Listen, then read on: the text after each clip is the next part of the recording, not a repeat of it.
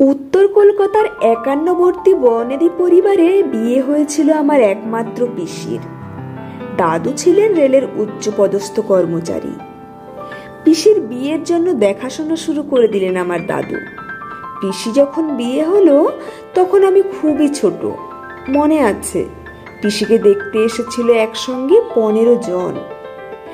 এতজন দেখতে আসছে শুনে পিসি তো দারুণ ভয় পেয়ে গিয়েছিল। সকাল থেকেই খাওয়া দাওয়া বন্ধ করে বসে আছে। সে কি টেনশন!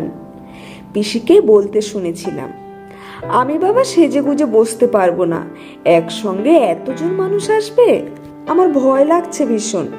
বাবা, তুমি বরং বারণ করো, আসতে মানা করে দাও। পিসির কথা শুনে দাদু বলেছিলেন, আমি ওনাদের কথা দিয়েছি বুবু, তাই আমার পক্ষে মানা করা সম্ভব নয়। আমার তো একটা মান সম্মান আছে। বুবু মানে আমার পিসি, ববিতা না বলে বাড়ি শুদ্ধ সমস্ত লোকজন বুবু বলেই ডাকতো। আর আমিও কোনোদিন পিসিকে পিসি বলে ডাকিনি, আমিও বুবু বলেই ডাকতাম।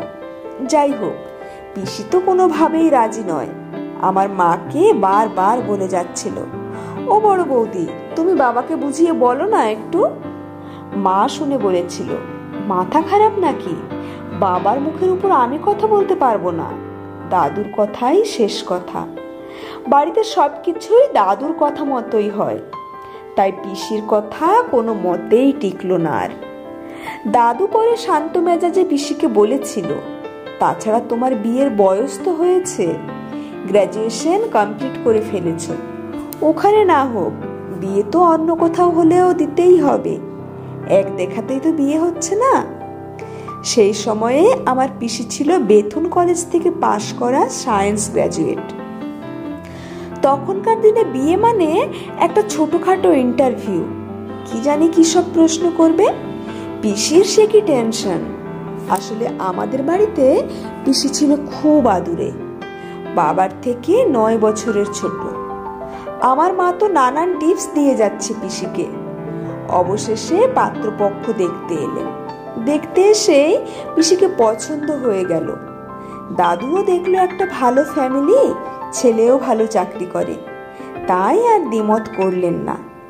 পিসির তো একটাই ভয়, অত বড় বাড়ি, তার উপর ৫১বর্তী পরিবার, জন্ম মৃত্যু বিয়ে ৩ বিধাতা নিয়ে। বিয়ের কথা কেউ বলতে পারে না, কপালে যার সাথে লেখা আছে তার সাথেই হবে।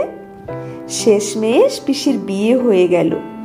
পিসি যখন শ্বশুর বাড়ি চলে গেল আমি খুব কেঁদেছিলাম। পিসি আমাকে খুব ভালোবাসতো। খুব মন খারাপ হয়ে গিয়েছিল আমার। পিসিকে তো কিছুতেই যেতে দেব না। মনে আছে, আমাকে জড়িয়ে ধরে পিসিও খুব কেঁদেছিল। পিসি চলে যাবার পর থেকে মনটা খারাপ করতো ভীষণ। মনে হতো বাড়িটা কেমন ফাঁকা ফাঁকা লাগছে। পিসির জন্য কদিন কেঁদেও ছিলাম। আমি কাঁদলে আমার মা বলতো, তোর বুবু তো কদিন পরেই আবার এ বাড়িতে আসবে, মন খারাপ করিস না। বিয়ের পর প্রথম যেদিন পিসি আমাদের বাড়িতে এলো তখন তো আনন্দ আর ধরে না। বিয়ের পর কি সুন্দর লাগছে পিসিকে দেখে। নতুন বিয়ে হলে সব মেয়েকেই সুন্দর দেখায়। দুপুরে খাওয়া দাওয়া সেরে ঠাম্মা, মা, কাকিমা সবাই ধরেছে পিসিকে তার শ্বশুর বাড়ির গল্প শোনার জন্য। যতই হোক, অত বড় বাড়ি, ৫১বর্তী পরিবার। মনে আছে, ঠাকুমা পান চিবোতে চিবোতে পিসিকে জিজ্ঞেস করেছিল, হ্যাঁ রে বুবু, ও বাড়িতে সবাই কেমন? শুনেছি তো বিরাট বাড়ি। শোনো মা, যতটা ভয় করেছিলাম ততটা কিছুই নয়। বাড়ির প্রত্যেকটা মানুষ এত ভালো যে বলার অপেক্ষা রাখে না। ভালো বলেই তো ৩৫ জন মানুষ সবাই একসঙ্গেই আছে।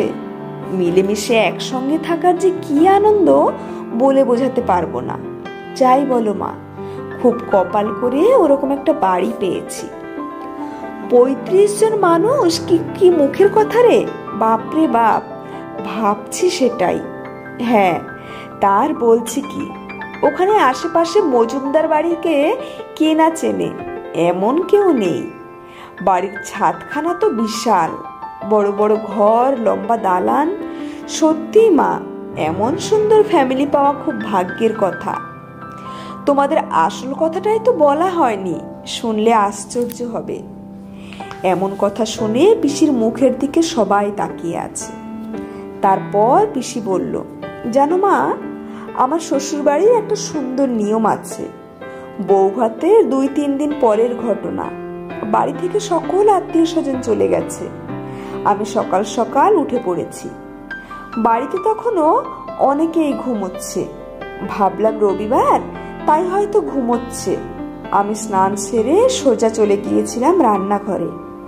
ও মা, গিয়ে দেখি আমার ডেপুটি ম্যাজিস্ট্রেট শ্বশুর একটা বড় হাঁড়িতে করে চা তৈরি করছে। আমি তো অবাক।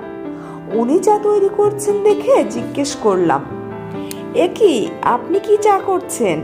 শ্বশুর মশাই আমার দিকে তাকিয়ে বললেন, চা করছি বৌমা। চা আপনি কেন করছেন? এটা মোটেই ভালো দেখায় না। সরুন সরুন, আমাকে দিন, আমি করছি। শ্বশুর মশাই হেসে বললেন, না বৌমা, চা তো আমাকেই করতে হবে। কেন আপনাকে করতে হবে কেন? ও, তোমাকে তো বলাই হয়নি। এটাই আমাদের বাড়ির নিয়ম। আজ রবিবার। রবিবারগুলো সবকিছু একটু অন্যরকমই তুমি দেখবে। কারণ বিয়ের পর তোমার এই বাড়িতে প্রথম রবিবার। আর এই রবিবারগুলোতে বাড়ির মেয়েদের সকলের ছুটি। আজ সকল মেয়েই দেরিতে ঘুম থেকে উঠবে। রবিবারের সমস্ত কাজের দায়িত্ব ছেলেদের। যেমন এই যে আজকের সকালে চা করার দায়িত্ব আমার। আমি চা করে সকলকে দেব। তারপর ঘর মোছা, রান্না করা, খেতে দেওয়া, বাসন মাজা, যাবতীয় সব কাজ আর বাড়ির সকল ছেলেদের। কথাগুলো শুধু শুনে ভীষণ অবাক হয়ে জিজ্ঞেস করলাম, কেন? কাজের লোক তাহলে কি করবে আজ? রবিবার সমস্ত কাজের লোকেদেরও ছুটি থাকে বলেই একটা চিত্রগুপ্তের মতো একটা খাতা বের করে দেখালেন কার কোন কাজের দায়িত্ব আজ। আমি তো এসব দেখে শুনে হা করে শ্বশুরমশাইয়ের মুখের দিকে তাকিয়ে আছি। তারপর শ্বশুরমশাই বললেন, প্রতিদিনই তো মেয়েরাই সমস্ত সংসারটাকে সামলায়। এই একটা দিনই ওদের ছুটি। আজকের দিনটা ওরা কিভাবে কাটাবে ওরা নিজেরাই ঠিক করে নেয়। বিকেলে বাড়ির সমস্ত মেয়েরা বাইরে ঘুরতে যাওয়া, সিনেমা দেখা, থিয়েটার দেখা, সেটা করে নিজেরা ঠিক করে আমাদের জানিয়ে দেয় কোথায় যাচ্ছে। রবিবারের মেনুটা বাড়ির মেয়েদের পছন্দ মতোই হয়। আর আমাদের বাড়ির ছেলেরা সব কাজ জানে। মানে ছেলে এবং মেয়ে উভয়কেই বাড়ির সব কাজ শেখানো হয়। শুধু মেয়েরা শিখবে, ছেলেরা শিখবে না, এমনটা হয় না। তা তুমি উঠে এলে, আর সে লাট সাহেব কোথায়? ঘুমোচ্ছে তো এখনো। আচ্ছা, এসেই যখন পড়েছ তখন চায়ের কাপটা নিয়ে এগিয়ে যাও। গিয়ে বলো যে আজ রান্নাঘর পরিষ্কার করার দায়িত্ব ওর। মনে আছে ওর নিশ্চয়, তবুও বলে দাও গিয়ে। মনে মনে ভাবি, মেয়েদের জন্য এতটা ভাবা হয়? যেখানে মেয়েরা সংসারের ঘানি টানতে টানতে নিজেদের সুখ স্বাচ্ছন্দ্য ভুলে যায়, সেখানেই মজুমদার বাড়িতে এমন একটা সুন্দর নিয়ম। সংসারের যাবতীয় কাজ ছেলে বা মেয়ের আলাদা বলে কিছু নেই। অপূর্ব ভালো লাগায় মনটা ভরে গিয়েছিল আমার। তারপর থেকে আজ কত বছর কেটে গেছে, পিসির বাড়ির সেই রীতি আজও অব্যাহত। পিসির 2 ছেলে, ছেলেরা বেশ বড়ও হয়ে গেছে। বড় ছেলে চাকরিও পেয়েছে, কিন্তু রবিবারের সেই ট্র্যাডিশন আজও চলে আসছে আগের মতোই। কলমে সরজিৎ ঘোষ।